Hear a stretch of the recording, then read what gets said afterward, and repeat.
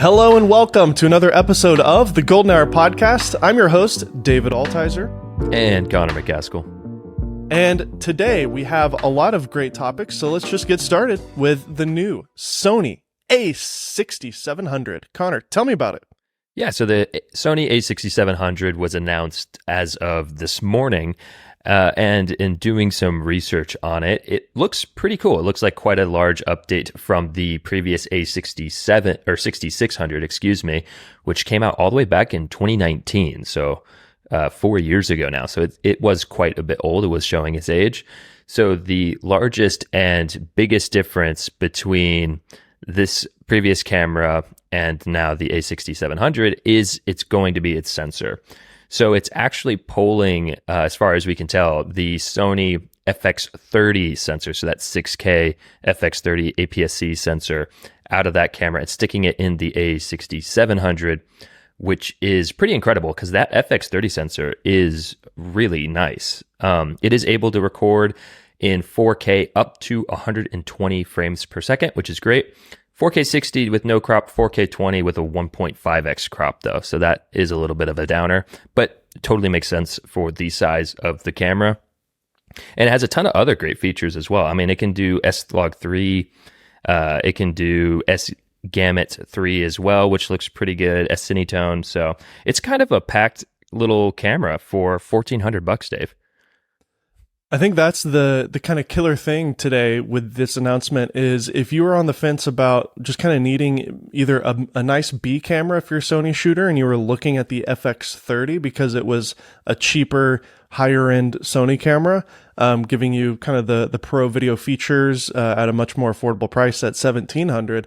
Well, now you've got an even cheaper option with a lot of the same kind of settings. Obviously, the FX30 does have some nicer features. It's got a fan. It's got the cinema layout. We'd have to put it exactly head to head to know exactly all the differences with the specs and whatnot. But the A6700 seems to be giving us a lot of what the FX30 gives us. Plus, it has an EVF, right? I mean, yeah, what are the limitations on the A6700 compared to the FX30 for video shooters? Do you know off the top of your head? Well, it can't do a raw output, I'm pretty sure. So that is going to be one thing that the FX30 can do, but I'm not really sure how many people are actually using that feature in the FX30 to begin with. So I'm not sure if that's necessarily a loss. Of course, the FX30 does have that cinema, in air quotes, style body. It's Sony's cinema mirrorless hybrid weird body. I mean, it's cool, but it's definitely strange. So, full size HDMI, stuff like that. This thing is a micro HDMI. So the fan, I think, is definitely probably one of the bigger differences because from different people's videos, like Lee Zavitz, I was watching his video this morning. One of the more obvious differences is that FX30 having that fan, which does seem to be a big player in the overheating issue that the a6700 seems to be facing right now, because in 4K 120, Lee was saying that he got about 20 minutes of record time before it overheated. And then I believe in 4K 60, it was 45 minutes or something along those lines. And then 4K 24, it was fine. 4K 30, it was fine. So that's an obvious advantage then to go with the FX30, which was designed for video and it has a fan built into it. So if that is a limitation for you, then certainly consider forking out the extra, $400 for the FX30, right? Yeah, and he was referencing when he was recording continuously, so he just hit record and let it go until it overheated. And I don't know who's doing that in 4K 120. So it would be almost more curious to know how long, if he's starting and stopping, maybe like shooting BTS looking stuff, or just some B-roll looking stuff to see how long it would take to overheat. But yeah, it does seem that fan would have kind of a big play in the overheating issue, or the lack of a fan in the case of the 6700. But something else obviously is the 6700 does have a mechanical shutter. Which is great. It's great for photographers. I think it said 11 frames a second is what it can do in photography. Yep, up to 11 frames per second. And it's, of course, it's got the newest, fastest autofocus system too, right? Yeah, so it's going to have all those AI features that we saw in the ZVE1. I almost said E10. It's the E1, right? The newest. Yeah. Yeah. So it's going to have the auto framing thing that we saw in the ZVE1, although that should be better in this camera over the E1 because the E1 has just a true 4K sensor, whereas this one does have a 6K sensor, so it should, be able to have a higher resolution, sharper zoom in effect thing going on. You can, focus on trains and cars and people and bugs and all that stuff too. So it's honestly like $1,400, dude. Like it's pretty gnarly. Yeah, I mean, I'm watching Sony's little video here, and they're showing how the AI tracking is just so good now. How like there's this shot of this girl who's walking on the street, and then subjects walk in front of her, and it still just stays locked on her eye as she's walking across the street. You can see the people walking in front. We've seen this with the A7R5 initially was the first time that we really saw that. Right. And we're continuing to see that in newer bodies from Sony like the ZV-E1. My big question is, this camera is only $100 more than the ZV-E1, right? Or no, that one's even more. No, that's almost $2,000, right? Shoot, I can't remember now. Yeah, the ZV-E1 is $2,198. So Right. My question is, why would a vlogger, like a YouTube person, which is what they're designing the ZV-E1 for, why would they choose the ZV-E1 over this now? Because this also has the flip out screen. In the past, the A series line, the a6700, 6600, 6300, etc., had the old-fashioned, Sony screen system where it would just flip kind of out. And then the 6600 and the 6400, which we famously reviewed in Catalina. That was the first time we went to Catalina, and it was a total blast. That was a great trip. That was the first Sony camera with a selfie screen. That was before any of the cameras had a flip screen like this, a more traditional flip screen. And that flipped up, which was better than nothing, but it does get in the way of the microphone and anything that you would put on the hot shoe. Right. So, the ideal solution really is to do what everybody's been doing for years, which is a standard flip around selfie screen. So the a6700 now has that. And the beautiful thing about the a6700 is because it is the cropped APS-C body, you can get away with these really tiny little lenses that Sony makes, that Sigma make. The kit lens is so small, the 16-50. It's not good. I would not recommend that one. But Sigma has some really great APS-C Sony glass that I'm kind of jealous of, honestly. It's really good glass. This 18-50 f2.8. Yeah. It's so small. Look at this picture. It is a tiny little lens. That's so but cute. That is basically, it's a 27 to 75 millimeter equivalent, and it's a constant f2.8. I guess I don't have to be too jealous because it does come in a Leica L mount, so I could put it on my S5 and just use my S5 as a crop sensor camera because it does APS-C mode. Yeah, it does have an APS-C mode, but they've also got these really great prime lenses from Sigma as well, a 16 1.4, which is a 24 millimeter equivalent. This is a very popular lens for YouTubers because you get a shallow depth of field. It's small, it's compact, and it's cheap. It's $399. So to me, if you're a budding creator, I would choose the a6700 over the ZV-E1 at this point because easily it's a way better camera all around. The obvious. Well, there is a glaring difference, though, between those two. ZV-E1's full frame. Yeah, but who cares, is what I'm saying, for a YouTuber. I mean, I'm not saying anything necessarily. It is. So, I mean, that is a large difference between the two cameras. A lot of people do like that full frame look, especially when it comes to photography. Some people argue that it doesn't make a difference. It just depends on what camp you're in, I do like having a full frame camera. I really do. But having you also gain an EVF with the a6700. The E1 doesn't have an EVF at all. Oh no, yeah. Nor does it have a mechanical shutter, does it? It doesn't have a shutter in it either. I don't think it does. I'm not a fan. I got to mess around with the ZV-E1, and it was cool to mess around with because of those AI features, because that was kind of new to me. But as a whole, I'm not the biggest fan of the ZV-E1. It seems like it's just overpriced, and yeah, I want an EVF. So it is nice that this has the EVF, although it's that rangefinder-esque off the side style, which is a choice. I don't know if it's good or bad. I know that it's not the highest resolution, but it's also really cheap. So how much can you really complain? I don't know. Yeah, I mean, what are your thoughts on it? I mean, you know, you're not going to buy one, are you? I don't know. I keep saying that I want to buy a Sony camera, but I just can't freaking decide which one to get. Because it's like, I feel like they're all kind of great in a way, and they all have like a weird issue as well for me, you know, that I can't quite like justify giving them my money. Yeah. You know, for this one, it's like, well, it's not full frame. And I do like the concept of having a full frame camera. So it's like, that's kind of a downer. But then it's like the FX3 doesn't have an EVF. It's like, well, I really want an EVF.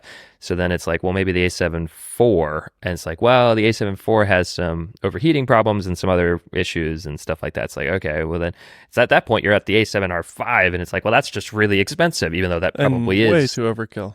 Yeah, for you. Yeah, it's like, I don't need that camera. So it's like this weird stepping stone issue with all their cameras for me. Why don't you just not get one and just be okay with that? Because you got the Lumix and the Canon. Yeah, I could do that. I just still like the concept of having like all of them. If I'm gonna review cameras, it just seems fair. Just borrow one of Zach's. He's got two. Yeah, and he's been on that FX30 game, and he's really enjoying it. And it is a cool camera. I think for somebody, like, honestly, I think the FX30 for you makes some sense. Or, like, in an ideal world, an FX3 probably would be the one to get for you, right? Like, yeah, like if I was going to use it for YouTube content. But then again, no EVF. It's not really a photographer's camera, and I would want something that can do both. Yeah. So that's where it takes me really back probably to the A7 IV, but there's just some goofy things. I've heard some people really like it. I've heard some people not so much like it. The A7 IV doesn't overheat that bad. I don't think it needs to be that much of a consideration. I just don't like having to think about it when you're filming and stuff. It like ruins my brain.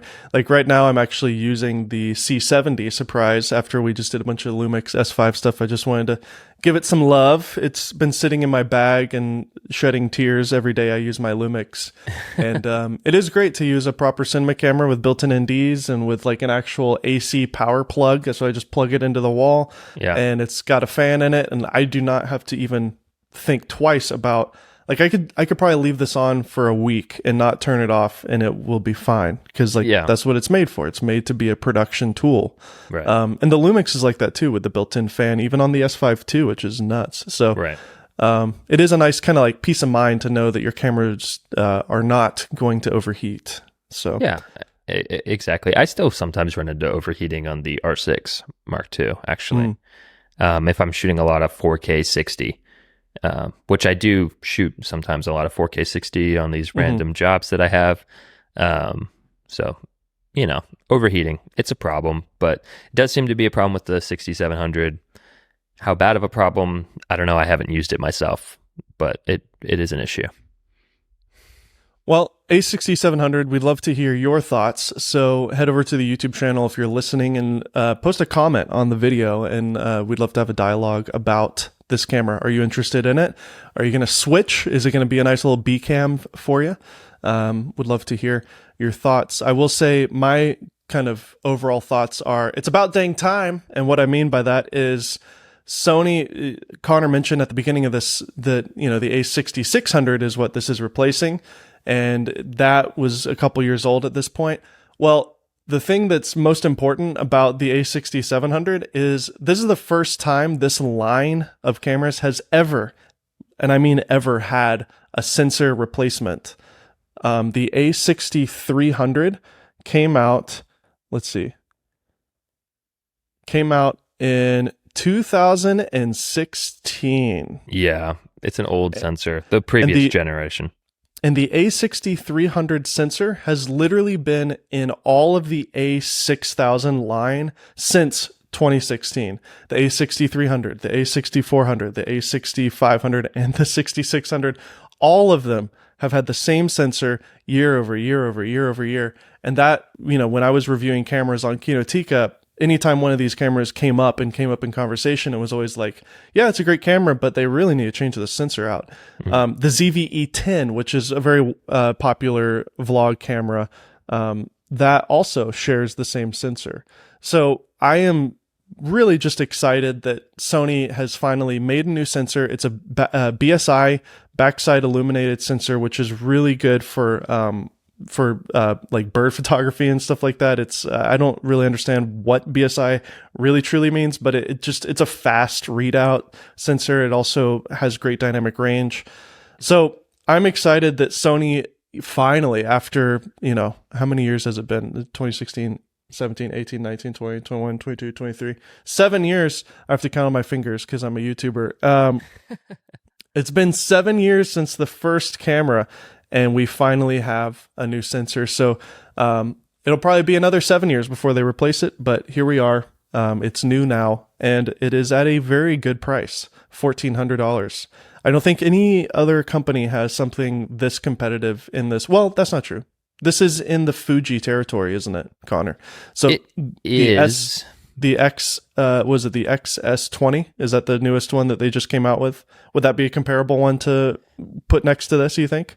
It could be. The thing that you have to remember between Fujifilm and Sony, obviously, is that Sony is just wildly reliable, and Fujifilm is not. Exactly. So the XS20 is $1,300. So the Fuji is cheaper. It's $1,299. And I will say, if you're a photographer primarily, get a Fuji for sure. Fuji has way superior image quality, in my opinion, to Sony when it comes to that kind of mojo. And, Fuji colors are just synonymous with film. And if you're into that world, and obviously the way that Fuji designs their cameras is much more attractive and thoughtful. So if all those things are appealing to you and you're a photographer, then get a Fuji camera. There's many options. But if you are more of a hybrid shooter, or you're primarily a Sony shooter and you just need a backup camera, and by the way, E-mount is both APS-C and full frame. So that one lens system, you can use full frame lenses on the a6700. It's just going to crop in on it, obviously. It's a great B cam to people, I think, who are shooting on Sony full frame cameras. And then if you're a beginner and you're like you want to kind of get your first pro kind of camera, I would probably say this is a good option, especially for content creators out there. This is kind of the perfect kind of little thing to get you up and running, I think. So. Yeah, I mean, I'm a big Fujifilm fan, but like if we're going to talk about XS20 versus the a6700, it's like, man, the a6700 is probably just going to be a more reliable, more trustworthy, better camera for your everyday anything. And if you're going to get a camera for photography from Fujifilm, it's like, I don't really know if I haven't messed with the XS20.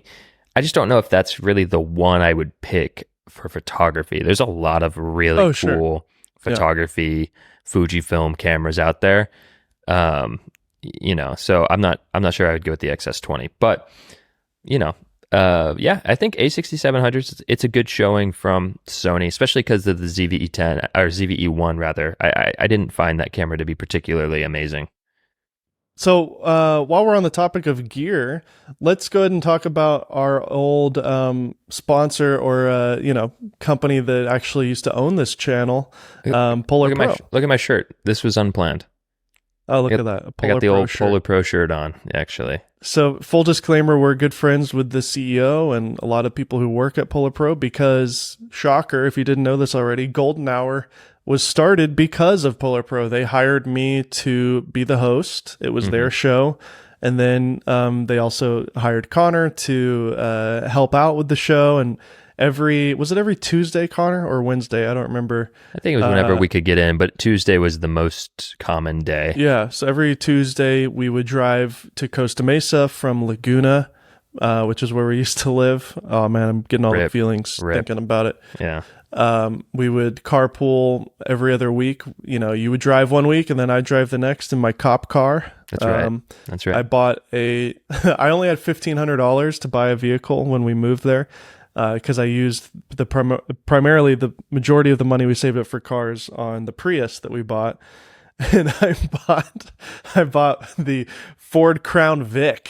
Yeah, you did. Which we had to go to Long Beach, which it was a little bit of a shady area, but it was an all black Crown Vic, which was a blast. Honestly, I loved it. Loved it. It was pretty hilarious, and we only ran out of gas one time, so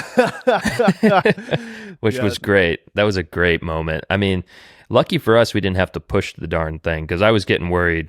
Yeah, so we were driving back from a shoot, or maybe it was even Polar Pro, and we were heading home, and we were getting off our exit. And the way this exit worked was that it kind of went up at a slight incline up to the stop light. And then it would slowly decline from there. It was like a little bit of a hill because, you know, the bridge went over the interstate there. Right. And so obviously you go up and then you go down. Yeah. Well, as we were rolling, and by the way, I think when we left that day or maybe even that morning, you looked at my gas gauge and you're like, hey, should we fill up? I was like, oh no, I drive on E all the time. Yeah. Yes, that's pretty much what happened. I was close to E in the morning. And then by the time we left, honestly, if I remember correctly too, I was like, I probably should have filled up before we left. I mean, obviously I should have, but I think I was even planning to. I just kind of forgot. We just kind of left and went home. Mm-hmm. Anyways, I looked down. We were just in the middle of a conversation, and then I looked down, and the gas gauge was below E. The gas gauge was just it was gone. And as we were cresting the hill, the car stopped completely. Just completely stopped cold. Well, but not in motion. The engine shut off. Yeah. The engine shut off. Yeah. But I had enough because I was coming off of the interstate. I had just enough momentum to kind of roll up that hill. And I think we even had a red or a green light as well. Right as we crested the hill, the light turned green. Because if we had to stop, then we would have been pushing the car. And so thankfully that green light saved the day. God's timing was perfect on this. We crested the hill. I turned the car, and because it was a slight decline from there, I just rolled down, and sure enough, right there, not the cheapest, my head was I probably shouldn't pull in here. It's 3 cents cheaper down the street. But I was like, no, I'm just going to do it. I pulled right into the gas station that just happened to be right there. And I remember, Connor was kind of freaking out, and I pulled right in. I parked the car right next to the gas. I was like, see, no problem. Yeah. Yeah. Well, I was freaking out, not freaking out, but I was like, I'm going to be the one pushing this car. We we ran out of gas. No, I think we were both laughing the whole time because it was pretty funny. No, that was a great moment. It was a great moment. But anyways, Polar Pro announced a new filter with the old Peter McCannon, and it's called the Helix Maglock. And dude, this looks so cool. I love the design of this. They designed it to look like a film reel, which was a really smart move because the only people that use V&Ds are video people, except for the photographer who works at Polar Pro, who every time you take a picture with us, he would have a V&D on the lens. Why? Why would you do that? Why are you using it? Just to promote the filter, I guess. Yeah. But yeah, this is a really cool design, and they're basically bringing the magnetic system down to the Polar Pro line here. So you've got the magnetic kind of screw-on system that you've seen from other people. So I guess you can pop it on and off all your lenses much faster, which I used to use about 7 years ago. So it's great that they finally added this. It's got a turn lock system, though. It's not just straight magnet. It's magnetic, but then you rotate it and it locks it into your lens. So So you're going to have to buy adapters for all your lenses, but this will greatly speed up the system of changing your filter out, which is always one of the most annoying parts of screwing a filter onto your lens, in my opinion. So, well, actually, the problem with screw-on filters is when you accidentally tighten it just a little too much, and then I don't know, maybe it gets cold, so it compresses, and then you can't get the dang thing off. So, magnetic filters, that I love this. This is great. Yeah, this is really nice. So anyways, I'm excited about this. Hopefully we can get a demo unit to have a play with it. Hopefully the color accuracy is better because I love the design of this. It's got a rubber trim, which will probably feel great. It's got the mag lock system. And they have a really great case design with this film reel looking thing. It's called the Defender. So lots of different options. There's mist, there's blue morphic, there's more mist. So if you like that diffusion, gold morphic. So it gives you gold anamorphic effects. Really nice design, premium design. Yeah, it really looks like they did a good job. Obviously, the big question is how does it look when you put it onto your lens? Is it gonna shift the colors at all? But Polar Pro does make really good products, so I imagine they did a good job with this. So if you follow me on any social media, I hope you follow me on Twitter, because Twitter has been and continues to be my primary and favorite social media outside of YouTube. I do have Instagram. I've had Instagram since the beginning of Instagram's existence.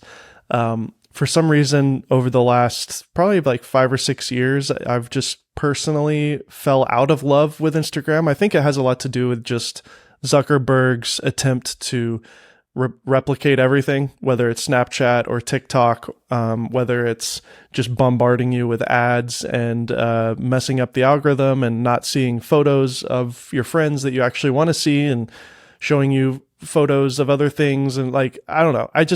The whole thing just feels bloated to me, and I'm just not a fan of it. Also, I don't like the kind of I don't know. I feel like the culture on Instagram, even, especially with mainline posts, is so fake. It's just a picture of a mountain that somebody took, and it's a beautiful photo. Photography, we follow a lot of, because of this show, we interviewed a lot of really talented travel photographers, and so I follow a lot of those people, like Chris Poplawski and many others. That's the first one that comes to mind. But yeah, he has great stuff. He's not like this, by the way. He's not, I'm talking negatively. I'm throwing shade, but he's not like this personally. But there's just a lot of travel influencers, and it's just they have these really kind of meaningless posts, but then they get all this interaction because it taps into people's emotions, it taps into their desires to travel, and so they have these really kind of pretentious, travel posts.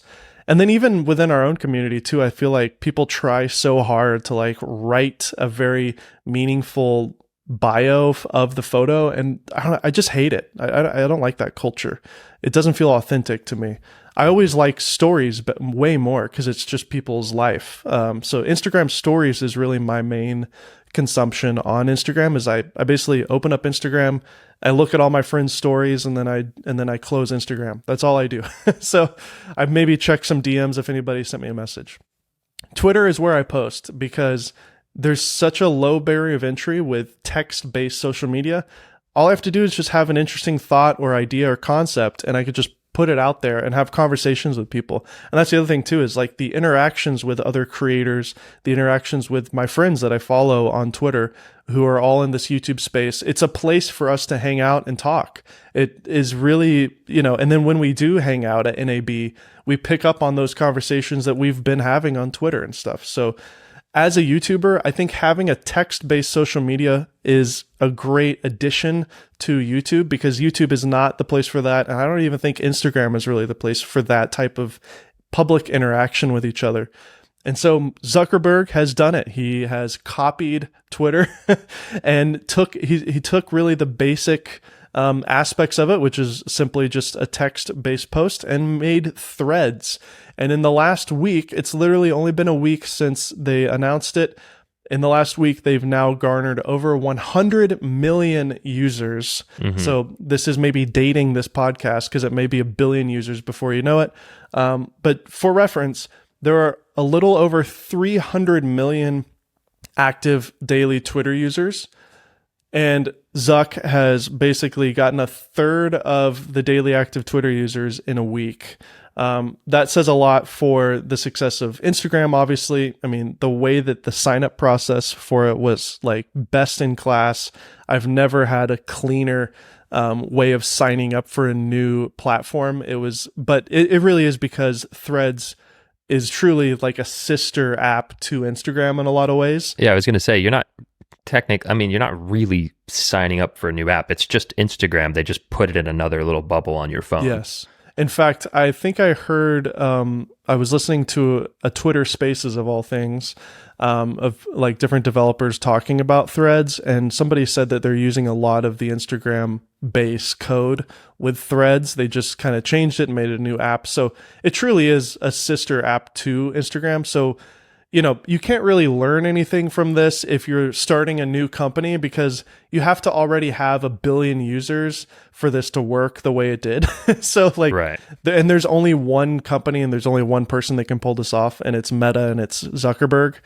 And also too, the whole philosophy of what he did is so Zuck. You take something that someone else did, change it a little bit, simplify it, clean it up in terms of the UI and layout, and make it your own. And that's literally like everything that Zuckerberg does. His whole career has been copying what other people do, but he makes it different and makes it, you know, and some people would argue better. So I am excited because Connor is on Threads. I've been telling him for years to get on Twitter. I have a lot of thoughts about Threads, and I'll save that for the end of this conversation. But I do want to just like, you know, give a nod to Instagram, the Threads team. I think they've designed a really clean interface. I think they've done a really good job. And as a Twitter fan myself, I'm going to Threads every day. You know, I pop in there for, you know, I use it about once a day. So I'll just kind of see what's going on, and then I go back over to Twitter. So Twitter is still more lively. I'll talk about why I still prefer Twitter, but that's also because I've been using Twitter since 2015. So, or not even, no, 2009, I think is when I signed up for it. Wow. Yeah. So yeah. I joined February 2009 on Twitter. So I've been using Twitter for a very long time. But not everybody uses Twitter. And I think that's the thing, is like, I've seen so many people on Threads say, oh, wow, this is cool. I think I'm going to use this. I never figured out Twitter, but I like this. And it's like, for people like myself and other nerds who are total Twitter people, it's like, it's a little cringy to see that, because it's like, this has been around for a while. This concept is very tried and true. But there's something, like, I saw a great interview with Zuck on the Lex Friedman podcast, and he raised a really interesting question. He's like, there's a need for text-based social media. Twitter has filled that for so long. And he's like, but it's always been so curious to me why they don't have a billion users. He's like, it's such a simple concept. It should work. And for some reason, Twitter has never figured out how to scale it. And so that's why they did this, because he will dominate. He just knows what he's doing. He's a genius, honestly, in this world. He's also does some shady stuff, and the app does track a lot of things, but that's part of Facebook's model to make a ton of money. So there's no ads on it at the moment. That will change at some point. But that doesn't mean they're not taking your data and using that to make Instagram ads and Facebook ads better.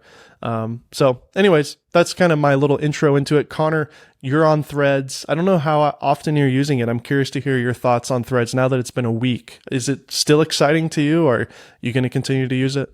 So I got it a day after it came out, and I was, navigating through it, did a few posts, tried some photo stuff, saw a lot of people are posting photos there now already. So, it's probably, I think people are starting to treat it a little bit more like Instagram than Twitter in a way already, which is interesting, although it does seem to still be more text-based.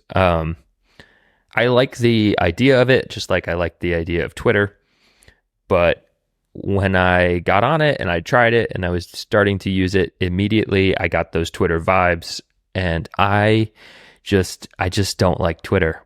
And I just don't like that form of communication. I'm an introvert, though, by trade. I'm an introvert. I just don't like the feeling of constant communication. I also feel like 90% of what's said on Twitter-esque platforms it's just garbage. It's useless, waste of my time information. It's like someone's like, I'm eating a bowl of cereal this morning. What are you doing? It's like they're just trying to gain interaction, right? It's like, oh, coffee time, little coffee emoji. It's like, great. I don't really care at all. So for me, it did kind of start to feel like that already on Threads. And so I haven't opened the app in probably 4 or 5 days. Personally, it's just, and again, it's a lot of what I've already seen on Instagram, and people are just now posting it to Threads, except for the text-based stuff, which is a little different. I'll keep it, I'll keep it around. I'll probably pop in there every once in a while. It's definitely not going to be an everyday thing for me. Maybe a once a week thing. I'll pop into Threads and see what's going on. If I have like some filmmaker questions, maybe I'll post it in there. I think that's useful. But really, it's a matter of time. I mean, Zuckerberg is releasing it as he's releasing it. One, to test the grounds and obviously see how it does. But two, to make everyone like it. He wants to make it as appealing as possible at the start so that he can have as many people jump from Twitter, which has been struggling lately, as possible. And then once everybody converts and they like it, that's when we're going to start seeing advertisements. That's when we're going to start seeing the sweeping changes. That's when we're going to start seeing, it's like all those things that Twitter has issues with, we're going to start seeing those be pumped into Threads. I would imagine. I would be very shocked if that's not the case. Also, I feel like a lot of people in our niche are liking it because the early adopters are people in our niche. So it's just a bunch of us, talking and having fun and, whatever. I will say the only people that initially were super active on Twitter on Threads were two different types of people. Number one, it's all the people I already see every day on Twitter. So it's a natural platform for all of us who use Twitter, obviously, because we know how to use it. And I noticed the people who are mostly Instagram people are like, oh, wow, this is new and interesting. I like this. And they're commenting on all the things that I know all of us have been saying on Twitter for a while. Like I've even seen some of my Twitter followers or people I follow on Twitter posting the same things on Threads and getting some interesting interactions because there's just certain types of content that plays well on that. But I've also seen over the last week a lot of them coming back over to Twitter. In fact, one of my favorite people I follow, his name's Ian, and he designs all the 3D renders for a 9to5 Mac. And he said, don't tell my followers on Threads, but I'm kind of over it. Anyone else feel the same? The algorithm is just unusable, and I find I'm having more meaningful conversations on Twitter. Yeah. And I agree with that. Somebody responded to that tweet and said, it feels like I'm watching TV at my parents' house. Which I love that. Yeah. The algorithm is not as advanced as Twitter. And Connor, I know you haven't really used Twitter 2.0, I think at all. Once Elon took over. A lot of the bull crap that you're talking about of that on the For You page on Twitter is totally gone. It's using an algorithm that is based around top performing tweets, similar to any of these modern algorithmic based social media platforms. So you now have two tabs. You can choose following or For You. So if you just want to see who you follow in chronological order, the way Twitter was designed, which is you follow somebody, you want to see their tweets, and you want to see it in the order they post it, you can go over to that tab and it's there. But if you use the For You tab, it's doing algorithmic based serving, and it's serving you the best performing stuff, which means it's usually the best stuff, in terms of interesting threads or interesting topics, or, all the people in our little filmmaking niche when they talk about something interesting or something that I would probably want to interact with. It seems to do a pretty good job of serving that to me. I think you're right. I think a lot of the people who are on Instagram who got Threads, they're Instagram people, obviously, and so they prefer that platform. And maybe that's the disconnect with the Twitter format, is like it does take a certain type of person to enjoy it. Maybe it's just a niche based social media, and maybe that's just the problem. Like otherwise, maybe Twitter would have had 1 billion users. I don't know. Yeah, I think that's probably the case. I feel like it is a platform for people who love conversation.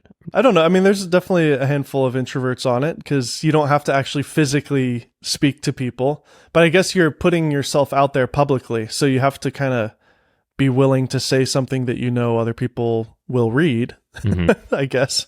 So, yeah, I think I just love that format as an additional thing to YouTube because the barrier of posting is so low. You just type things and post it, and there's no you don't get there's no disadvantage to posting a bad tweet. Like it's not like your Twitter account loses steam or anything. So right.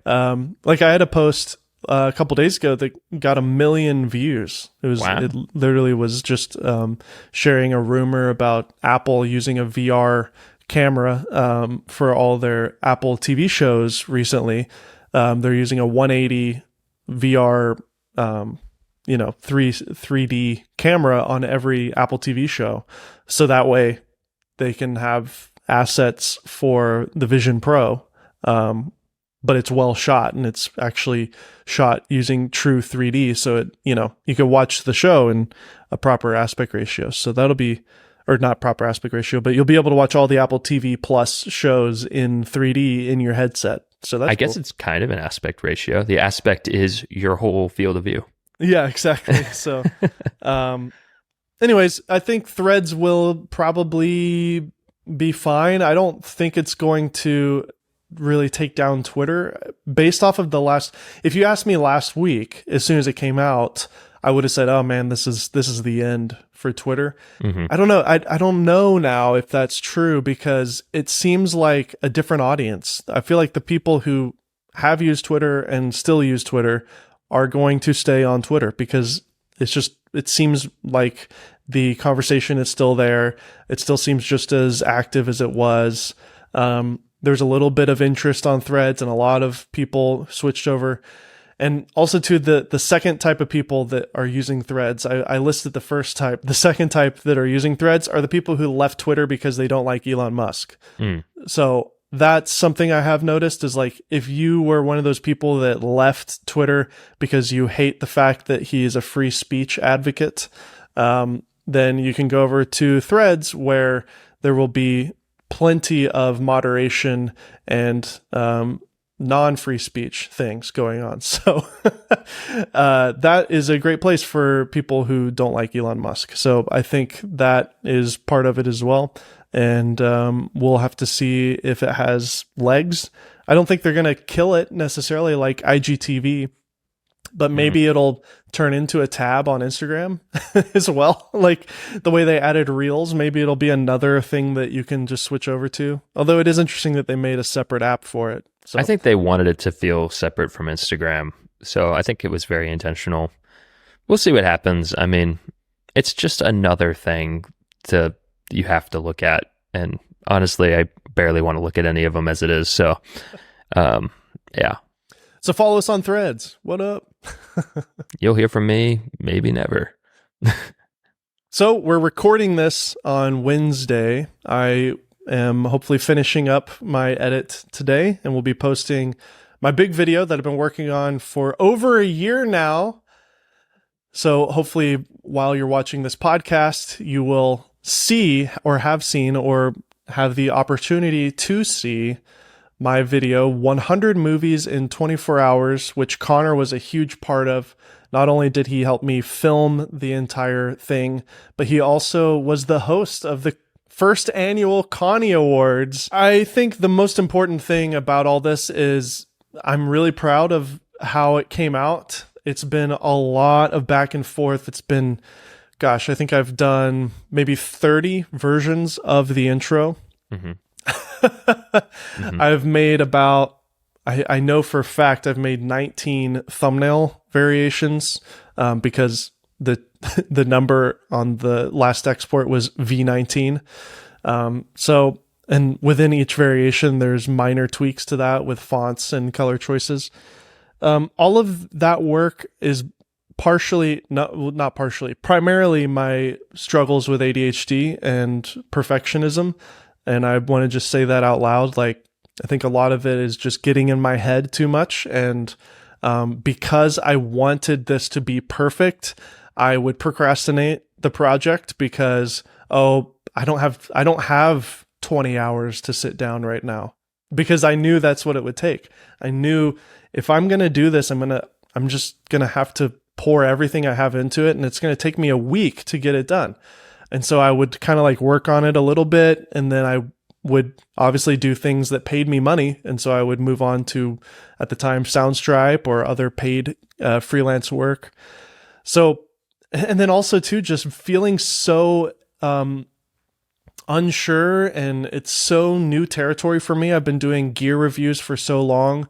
I've never done a big kind of entertainment challenge-based video of this scale before.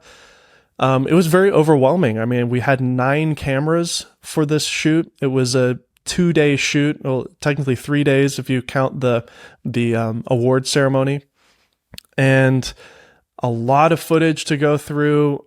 5 different audio recorders that had to be synced to all those cameras.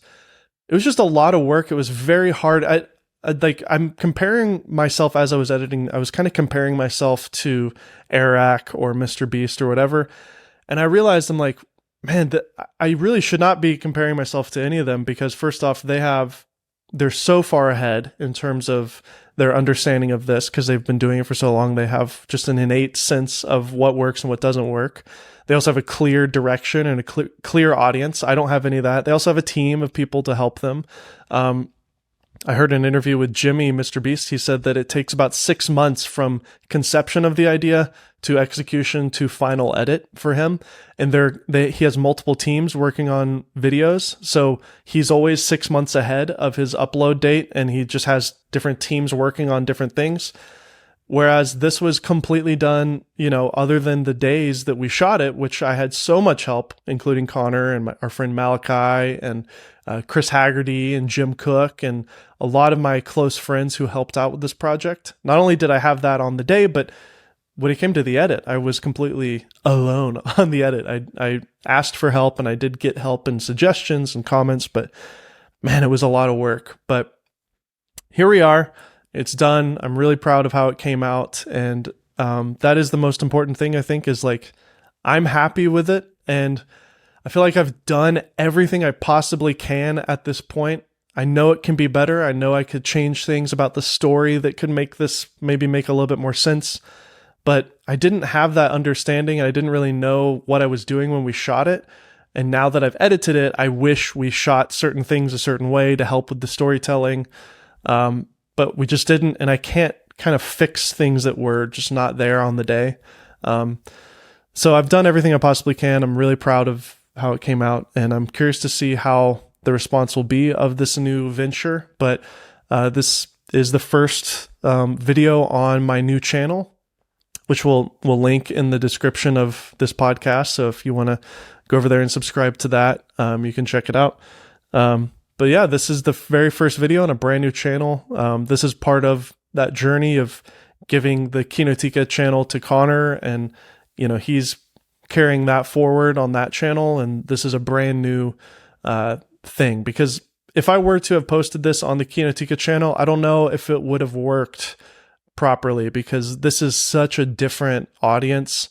I mean, it's similar. There's a lot of similarities, but it's such a different format from a review video.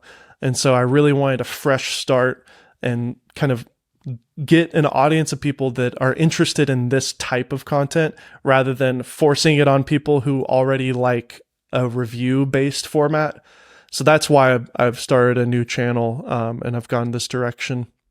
So yeah. I mean, I'm excited.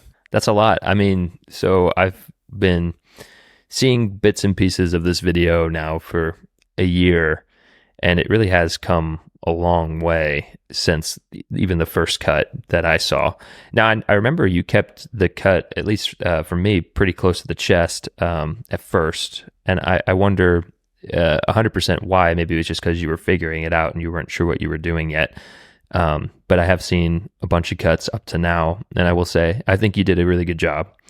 I think it came out great. Very fun, very engaging. Thank you. I think the concept is wonderful, and I look forward to seeing what else your channel is gonna do in the future, because like you said, this is just the beginning of your new phase of content. So for those who don't know, which everyone should know who listens, but Dave, he did camera reviews for 5 years. Yeah, I believe almost 6 years now. Yeah, but Yeah. we started with Kinotika. I mean, we started with my personal channel, actually just doing it, and then I got that job, and then you and I did that together. And then Indie Mogul was really just a dream come true and an awesome opportunity to work for a company of that scale. And so that was really amazing. And it was actually during my time at Indie Mogul that I realized I don't have that passion for the review space like I used to.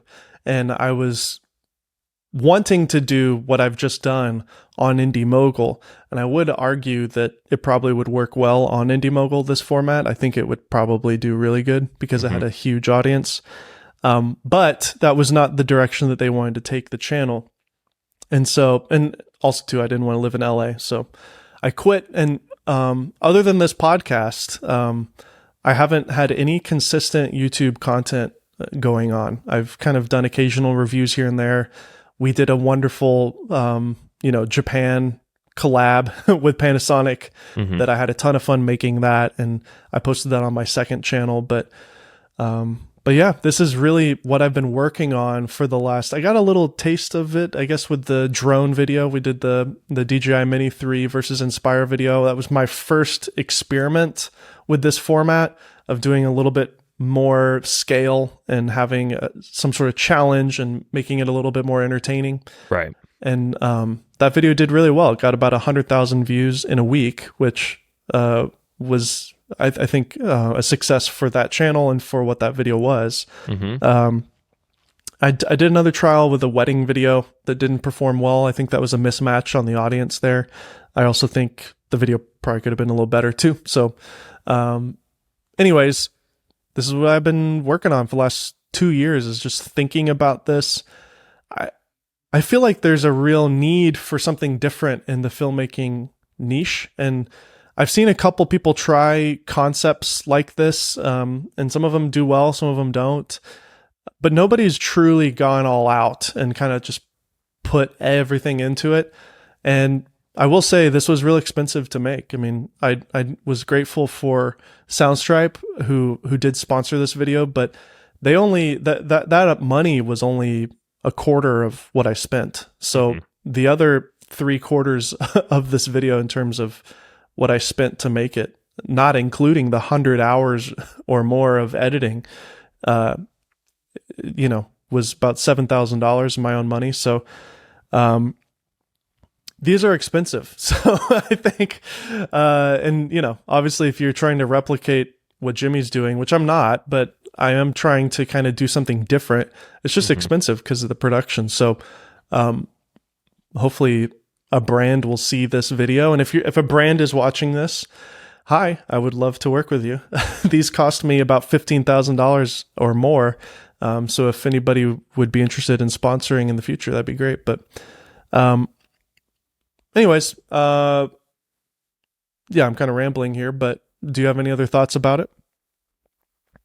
Not in particular. I think it's, like we already discussed and you kind of got it off your chest, is, it's been a long time coming, and a long time coming. We probably I've annoyed my friends with it, honestly. Yeah, we've given you a lot of crap for it, for sure. Some of it deserved, some of it maybe not, but we were, goofing on you because it's like, oh, it's the video that'll never get done. And it was failing like that for a long time. But this past couple weeks, you really were like, you know what, enough is enough, and I'm just going to get it done. And it was great. And yeah, I think it came out great. I hope it's received well for you. I think it should be received well. It's just up to the YouTube algorithm gods if it gets sucked in or not. And yeah, we'll see what happens. That's why I mentioned what I said at the beginning, which is I'm proud of it from our artistic standpoint. You know, as an artist creating something, I am proud of what I made. You know, so at the very least, I think our little community of YouTube filmmaker people, I think they will enjoy it. So whether that's a couple thousand people or, you know, if the DJI Mini 3 versus Inspire 2 video got around 100,000 views, you know, I would hope we could at least hit that number. So my like kind of dream goal is to get 100,000 views. That'd be great. Yeah. I mean, obviously the goal is to get as many views as possible. Like that is I'm not going to hide from that. Yeah. Everything I'm doing is modern YouTube strategy. So this has been very thought out. Every second of the video is designed around a YouTube format, and then the thumbnail and the title and just everything. Like I've thought a lot about the marketing of this, and we'll see if it works. Yeah. So as of right now, we don't know. It hasn't gone live yet as of recording this podcast, but it will be live by the time you're watching this, right, Dave? It will be live? Yes, it will be. It will be. Yeah. Okay. I just got off the call with a client that I'm working with today on a thumbnail, and he said, yeah, I'd love for you to do this thumbnail today if you don't mind, but the only requirement, Dave, I was like, yes, is you have to finish 100 movies and post it tomorrow as well. I said, okay. Yeah. Yeah. I think people want to see it on the internet. You know, you've shown it to all of your friends many times over, all the different people in your niche and beyond. And everyone just wants to see it succeed. So it's got to go live. Yeah. Well, thank you guys for listening to this show for the last 2 years when I haven't even been active too. This has been the most consistent thing that I've done. And I have a lot to thank to Connor too. Thank you, Connor, for coming on board last year and being a part of this show. I really enjoy this format where we're able to talk with each other. It's just so much better to do things together and not alone. Absolutely. So absolutely. Cool. Well, is there anything else that we need to talk about, or is that it for today's show? You know, I feel like this is a solid show. I think, you know, we talked about a new camera, we talked about some new filters, and we talked about a whole new journey for Dave. So I think, you know, that's a lot of new. I think we can probably end it here. Cool. Well, thank you guys for listening again to another episode of the Golden Hour Podcast. Make sure to subscribe to our YouTube channel if you haven't already. We're trying to grow our YouTube following. Also, make sure to leave a comment or rating and review on Apple Podcasts, Spotify, or wherever you listen to the show. Mm-hmm. Once again, I'm your host, David Altizer. And I'm Connor McCaskill. Be sure to go to Dave's new channel and subscribe and like his video as well. Let's boost this and get him to 100,000 views and maybe even beyond. That would be so amazing. Thank you so much. God bless. See you next time. Bye.